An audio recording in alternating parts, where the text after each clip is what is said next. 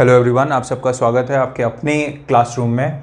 और आज हम पढ़ेंगे रूल अगेंस्ट परपेचुइटी का पार्ट 2।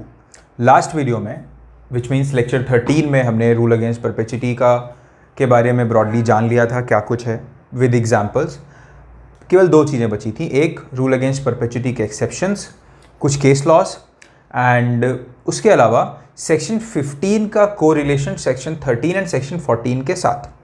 तो वो आज के लेक्चर में हम देखने वाले हैं।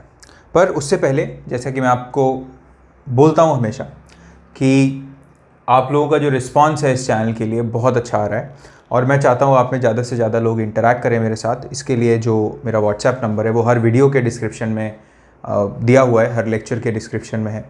और अगर आपको कोई डाउट्स होते हैं, कुछ ऐसी प्रॉब्लम्स आती हैं जो आपको लेक्चर समझने में इशू क्रिएट कर रही हैं, तो आप मुझसे कांटेक्ट कर सकते हो, मुझसे बात कर सकते हो।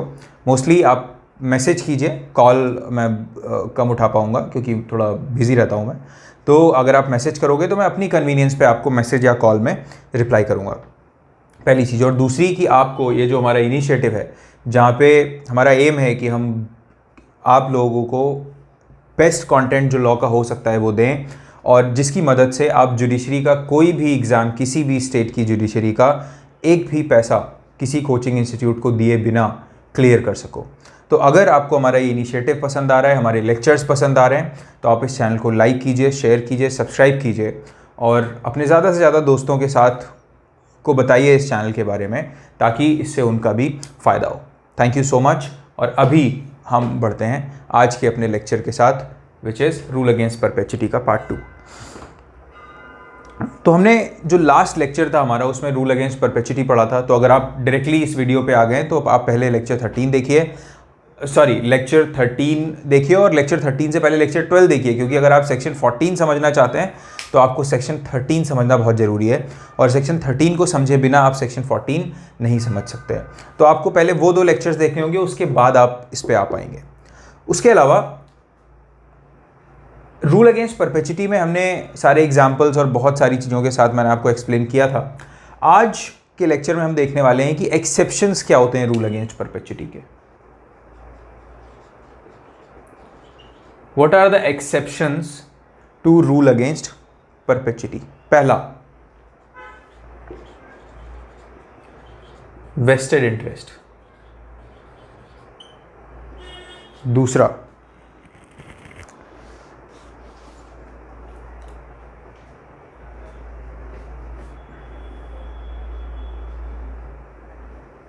perpetual renewal of lease।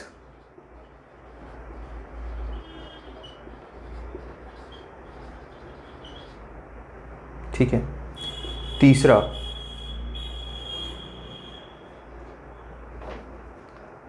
Covenant of preemption.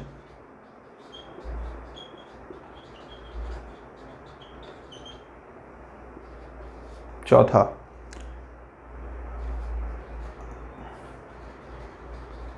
Agreement to cell. Right. उसके अलावा पब्लिक चैरिटीज। तो ब्रॉडली वन बाय वन हम इन कंसेप्ट को देखेंगे कि ये जो कंसेप्ट्स हैं ये एक्सेप्शंस हैं रूल अगेंस्ट परपेचुइटी के। राइट।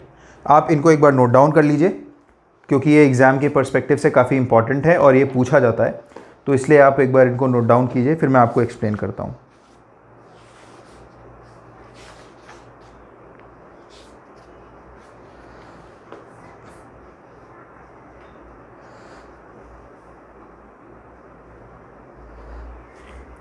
राइट। अब वेस्टेड इंटरेस्ट की हम बात करें तो वेस्टेड इंटरेस्ट एक्सेप्शन क्यों है कि एक बार कोई इंटरेस्ट जो है अगर वो वेस्ट हो गया तो वो कंटिन्यूअसली वो वेस्ट रहेगा। राइट। तो इस वजह से जो वेस्टेड इंटरेस्ट है आप उसको ये नहीं बोल सकते कि वो रूल अगेंस्ट परपेचुइटी से बाहर हो जाएगा। दूसरा, जो परपेचुअल रिन्यूअल ऑफ लीज है, फॉर एग्जांपल इसमें हम ये देखते हैं कि कोई एक प्रॉपर्टी है, ये प्रॉपर्टी मान लीजिए है, और ए ने ये प्रॉपर्टी बी को लीज पे दी और ये बोला कि हर 5 साल पे, एवरी 5 ईयर्स आपको इसकी जो लीज है वो रिन्यू करानी पड़ेगी, और ये 100-200 साल तक चल रहा है। तो ऐसा ये जो कंडीशन है this is not barred by rule against perpetuity, और ये करना अलाउड रहता है। इस चीज को सेक्शन 14 जो है वो बार नहीं करता। तो इसीलिए जो परपेचुअल रिन्यूअल ऑफ लीज है उसको वो हमेशा अलाउड रहता है, राइट। उसके बाद अगर हम देखें कोवेनेंट ऑफ प्रीएम्पशन, तो सबसे पहले हम समझते हैं प्रीएम्पशन क्या होता है। हम समझ चुके हैं, मैंने आपको पहले भी एक्सप्लेन किया, बट आज फिर मैं बता देता हूं कोवेनेंट क्या होता है। कोवेनेंट का मतलब एक तरह का कॉन्ट्रैक्ट या अग्रीमेंट होता है जिसे हम कोवेनेंट बोलते हैं, राइट। प्रीएम्पशन क्या होता है? सपोज ये ए और बी नाम के दो भाई हैं और ये इनकी प्रॉपर्टी है, जॉइंट फैमिली प्रॉपर्टी है, इसका पार्टीशन हुआ, ये प्रॉपर्टी ए को मिल गई और ये प्रॉपर्टी बी को मिल गई। अब प्रीएम्पशन क्या है? प्रीएम्पशन ये है कि जब ए इस प्रॉपर्टी को या बी अपने इस साइड के हिस्से को किसी और को बेचना चाहेगा, जब उसको बेचने की इच्छा होगी तो बी पहले ए को ऑफर करेगा वो प्रॉपर्टी। अगर बी अपना शेयर जो है वो बेचना चाहता है तो बी क्या करेगा, पहले ए को ऑफर करेगा और ये बोलेगा कि ए को बोलेगा कि आप ये प्रॉपर्टी खरीद लो, राइट। ये मैंडेटरी है बी को ऐसा करना। और अगर ए अपना शेयर बेचना चाहता है तो वो बी को ऑफर करेगा और ये बोलेगा कि पहले ऑप्शन क्या देगा, इसको बी को खरीदने का कि आप ये जमीन खरीद लो। अगर तो इस राइट को हम क्या बोलते हैं? Right of preemption. और ज्वाइंट फैमिली प्रॉपर्टी में जनरली ये जो राइट है होता है। पर मान लो कोई दो लोग हैं जिनके बीच में कॉन्ट्रैक्ट है, और कॉन्ट्रैक्ट क्या है? ए और बी के बीच में कॉन्ट्रैक्ट है कि ए ने प्रॉपर्टी बी को ट्रांसफर की, बी ने सी को ट्रांसफर की। पर ये जो कॉन्ट्रैक्ट है, कोवेनेंट क्या है? कोवेनेंट इस प्रॉपर्टी के साथ ये रन कर रहा है कि जो अगर बी प्रॉपर्टी बेचना चाहता है तो वो पहले अपनी फैमिली में ऑफर करेगा, सी बेचना चाहता है तो वो पहले फैमिली में ऑफर करेगा। तो इस तरह का अगर कोई कंडीशन है तो यहां पे क्या होगा, ये इसको हम बोलते हैं प्रीएम्पशन। तो जो कोवेनेंट ऑफ प्रीएम्पशन है ये प्रॉपर्टी में कितने भी लंबे समय तक उस प्रॉपर्टी के साथ जा सकता है, and that is also not barred by rule against perpetuity, और ये वॉइड नहीं होगा। अभी जो अग्रीमेंट टू सेल है, राइट, बेसिकली इसको हम लिख सकते हैं कॉन्ट्रैक्ट फॉर सेल। तो जो कॉन्ट्रैक्ट फॉर सेल है, अगर हम section 54 of transfer of property act देखें, राइट, अगर हम section 54 of transfer of property act देखें तो आपको ये रियलाइज होगा कि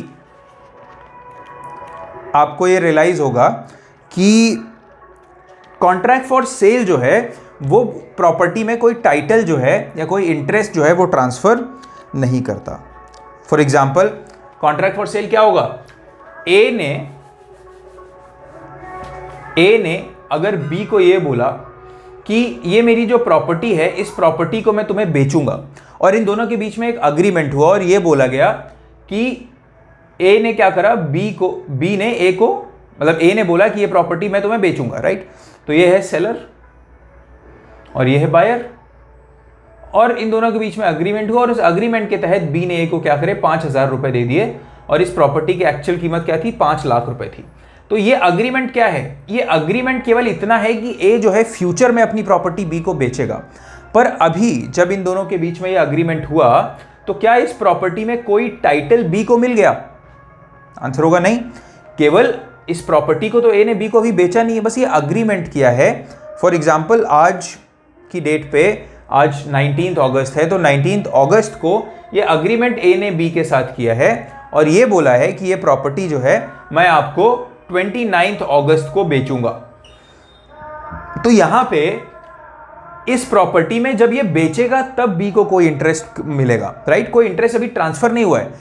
तो इसीलिए कॉन्ट्रैक्ट फॉर सेल में क्या हुआ, कॉन्ट्रैक्ट फॉर सेल से क्या होता है, कोई इंटरेस्ट ट्रांसफर नहीं होता, right. No interest is transferred, and इसीलिए कॉन्ट्रैक्ट फॉर सेल पे भी rule against perpetuity is not applied. Then comes public charities, कि अगर पब्लिक चैरिटी में, मतलब कोई गिफ्ट दिया जा रहा है पब्लिक चैरिटीज को, ठीक है। अगर आप सेक्शन 18 के साथ इसको रिलेट करके पढ़ेंगे तो आपको समझ आएगा। Section 18 of transfer of property act के साथ आप अगर इसको रिलेट करेंगे, आप लोगों को थोड़ा आवाज़ में इशू हो सकता है, बाहर टेम्पल की आवाज़ आ रही है, जन्माष्टमी है तो इस वजह से थोड़ा सा जो सॉन्ग्स हैं वहाँ पे बज रहे हैं उनकी आवाज़ आपको आएगी, बट ठीक है, आप एंजॉय कीजिए, लेक्चर भी एंजॉय कीजिए और पीछे बैकग्राउंड में सॉन्ग्स भी, ठीक है। And happy Janmashtami to everyone. तो अब अगर हम सेक्शन 18 में आए तो सेक्शन 18 अगर आप देखो तो क्या बात करता है, section 18 says transfer in perpetuity for benefit of public, which means it further reads that the restrictions in sections 14, 16 and 17 shall not apply in the case of transfer of property for the benefit of the public in advancement of what? Public charities किस लिए? For religion, knowledge, commerce, health, safety और other object beneficial to mankind. मतलब इन सारी चीज़ों के लिए अगर पब्लिक चैरिटीज़ के लिए कोई गिफ्ट किया जा रहा है तो उस प्रॉपर्टी को बोला जा सकता है कि भाई ये प्रॉपर्टी जो है, मान लो आज मैं अपनी प्रॉपर्टी गिफ्ट करता हूँ किसी पब्लिक चैरिटी के लिए, for example for the promotion of religion मैं अपनी प्रॉपर्टी गिफ्ट करता हूँ, या प्रमोशन ऑफ नॉलेज के लिए मैं गिफ्ट करता हूँ, और मैं ये बोलता हूँ कि इस प्रॉपर्टी का इस्तेमाल हमेशा इसके लिए किया जाएगा, तो वो प्रॉपर्टी मैंने जो बोला है वो अगले 500 सालों तक उस प्रॉपर्टी पे वो चीज़ अप्लाई होगी कि उस प्रॉपर्टी का इस्तेमाल केवल नॉलेज के लिए किया जाए। After 500 years of my death also क्या होगा, उस प्रॉपर्टी का इस्तेमाल केवल नॉलेज को डिसैमिनेट करने के लिए, उसको उस नॉलेज के एडवांसमेंट के लिए ही किया जाएगा, राइट। तो यहाँ पे क्या हो रहा है, रूल अगेंस्ट परपेचुइटी क्या बोलता है कि भाई आप अपनी ग्रेव में जाने के बाद अपनी प्रॉपर्टी पे रूल नहीं कर सकते। पर जब हम सेक्शन 18 पढ़ते हैं तो सेक्शन 18 क्या बोलता है कि जो 14, 16 और 17 में जो रिस्ट्रिक्शंस हैं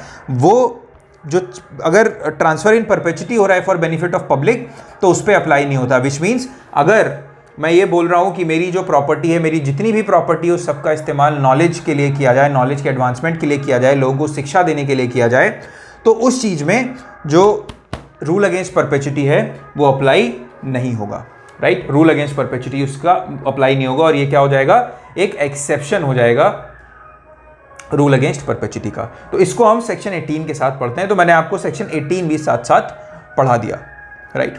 आई होप आपको ये जो एक्सेप्शंस हैं, ये एक्सेप्शंस आपको समझ आए होंगे, राइट। अब अगर हम केस लॉस की बात करें तो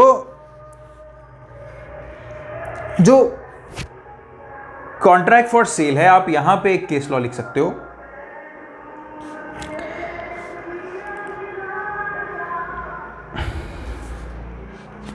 राम बरन प्रसाद, राम बरन प्रसाद वर्सेस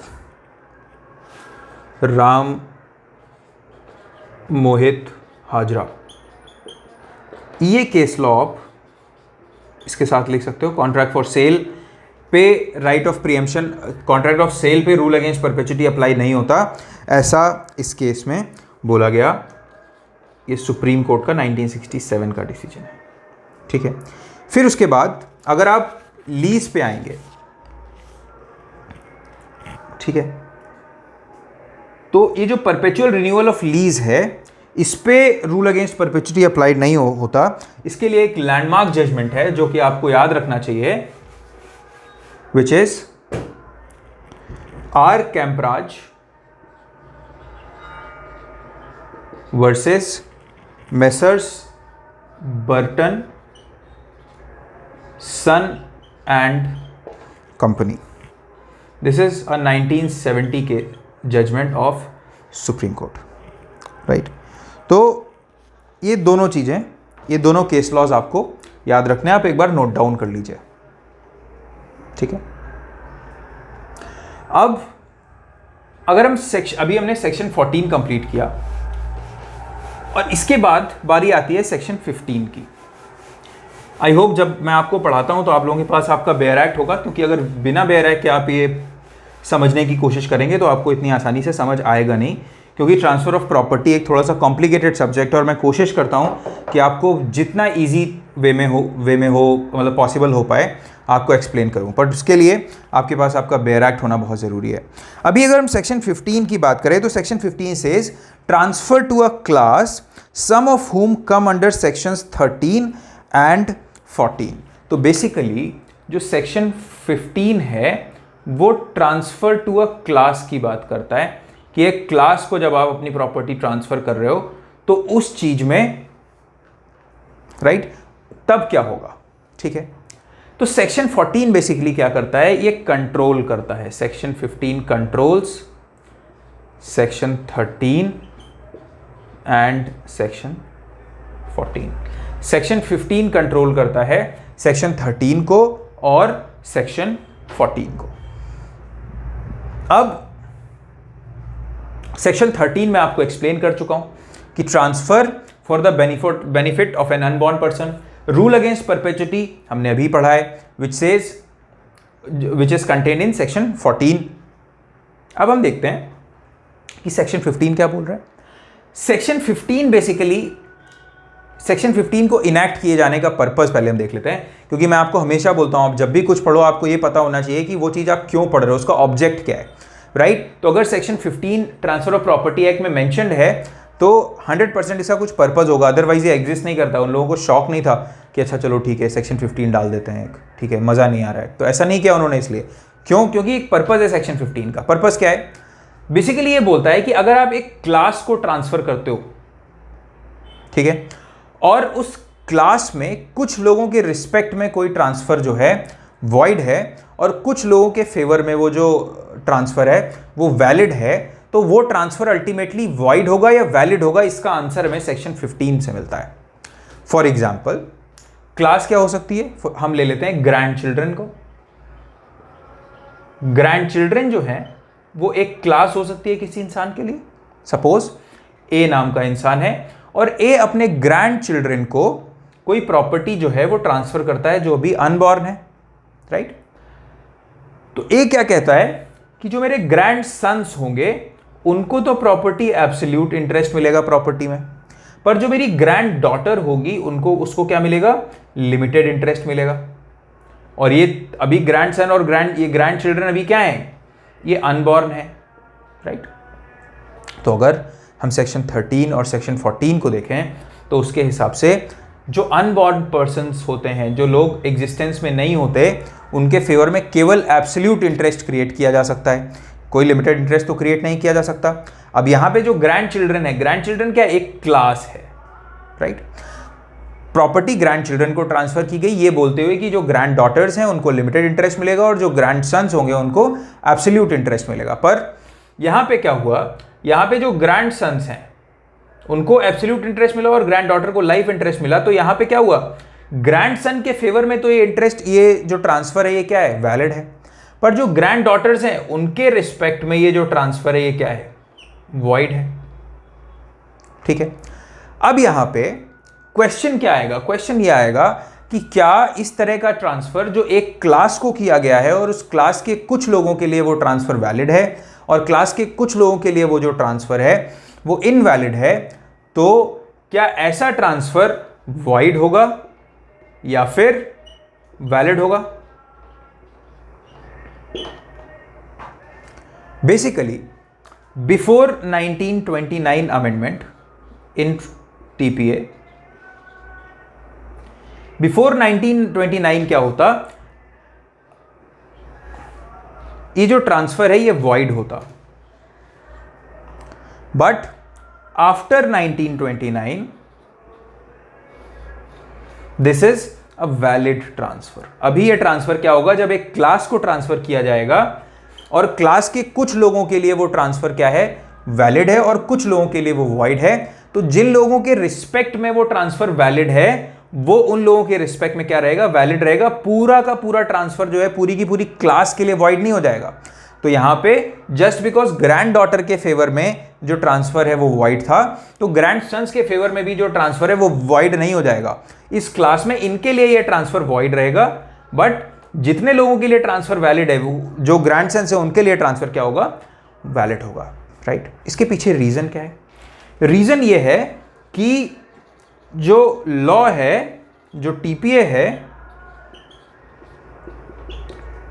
टीपीए जो है that is in favour of validity of transfer, validity of transfer as far as possible. तो जो टीपीए है वो ट्रांसफर ऑफ प्रॉपर्टी एक्ट है, जो लॉ है, वो क्या कहता है?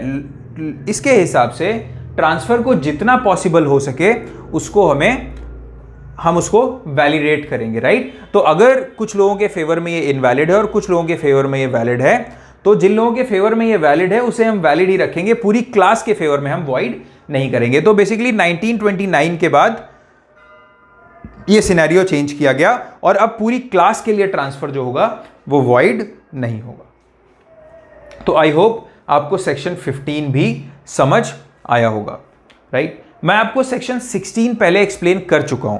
सेक्शन 16 में मैंने आपको बताया था कि सेक्शन 16 भी 13 और 14 को गवर्न करता है, और सेक्शन 16 के हिसाब से अगर कोई ट्रांसफर, फॉर एग्जांपल ए ने बी को ट्रांसफर किया और बी ने, और फिर क्या हुआ, इसको लाइफ इंटरेस्ट दिया और उसके बाद सी को भी लाइफ इंटरेस्ट दिया, जबकि सी क्या है? अनबॉर्न है, और सी के बाद जो सी का बेटा होगा उसको एब्सोल्यूट इंटरेस्ट दिया, राइट। तो इस केस में ट्रांसफर क्या होगा? पूरा का पूरा ये वाला जो ट्रांसफर है ये भी वॉइड हो जाएगा। क्यों? क्योंकि जो प्रायर इंटरेस्ट है, ये सी अनबॉर्न था, अनबॉर्न को क्या करा? केवल लिमिटेड इंटरेस्ट, केवल लाइफ इंटरेस्ट दिया। तो अब सी के फेवर में जो ट्रांसफर है वो क्या हो जाएगा? वॉइड हो जाएगा। क्यों? क्योंकि अनबॉर्न के फेवर में हमेशा एब्सोल्यूट इंटरेस्ट ट्रांसफर किया जाता है। तो जस्ट बिकॉज ये ट्रांसफर वॉइड हुआ, उसी रीजन की वजह से, जो प्रायर इंटरेस्ट वॉइड होने की वजह से क्या होगा? जो सब्सिक्वेंट इंटरेस्ट है वो भी वॉइड हो जाएगा। ये सेक्शन 16 इस बारे में बात करता है।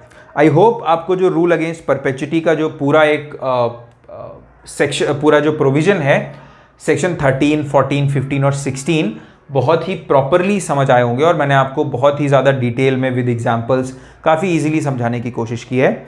और अब से हम क्या करेंगे, मैं डेली आपको कुछ क्वेश्चंस दूंगा और आपको उन क्वेश्चंस के आंसर्स जो हैं वो मुझे मेरे व्हाट्सएप पे भेजने होंगे, और कमेंट सेक्शन में भी आप बता सकते हो। आपके पास दोनों ऑप्शंस हैं, राइट। तो और ये अब हम डेली करने वाले हैं, ताकि मुझे ये तो पता चले कि मैं आपको पढ़ा रहा हूं पर आपको समझ कितना आ रहा है, राइट। तो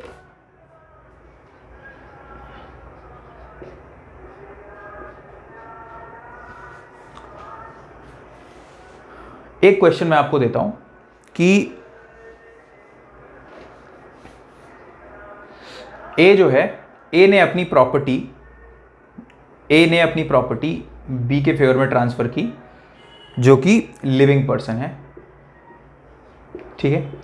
फिर सी के फेवर में ट्रांसफर की, ये सारा लाइफ इंटरेस्ट क्रिएट हुआ है, ठीक है, एंड सी भी लिविंग पर्सन है, ठीक है।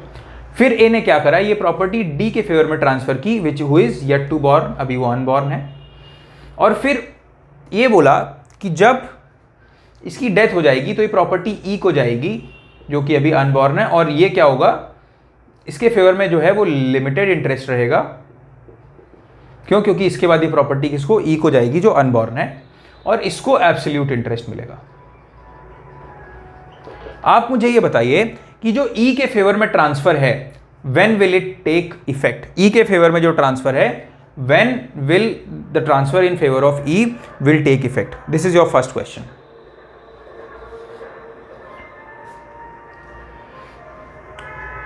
सेकेंड क्वेश्चन इज, ए ने बी के फेवर में ट्रांसफर किया एक प्रॉपर्टी जो कि लिविंग पर्सन था, फिर सी के फेवर में, और बोला कि बी की डेथ के बाद ये प्रॉपर्टी सी के पास आ जाएगी। उसके बाद उसने बोला कि जो डी है, जो अनबॉर्न है, इसको जब ये 21 ईयर्स का हो जाएगा तो प्रॉपर्टी क्या होगी, इसमें वेस्ट कर जाएगी। किसमें? डी में वेस्ट कर जाएगी, ठीक है। आप मुझे बताओ, ये जो डी के फेवर में ट्रांसफर है, इज इट वैलिड और void? And if void, why?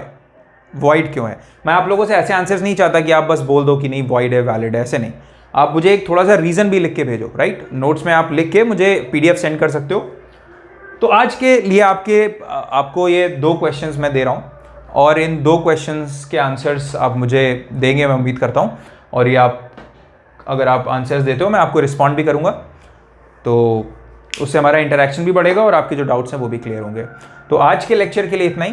बाकी कल हमारा लेक्चर 9 बजे फिर अपलोड हो जाएगा। आपसे जो भी लेक्चर्स हैं वो आपको 9 बजे मिल जाएंगे। और बीच में भी कुछ दिन हमारा कुछ गैप हो गया और वो कुछ अनअवॉइडेबल सर्कमस्टांसेस थे जिसकी वजह से ऐसा हुआ, बट आगे से ऐसा नहीं होगा। और आई होप आपकी जो पढ़ाई है वो कंटिन्यूसली बहुत प्रॉपरली चलती रहेगी। So thank you, good night, take care and happy Janmashtami once again.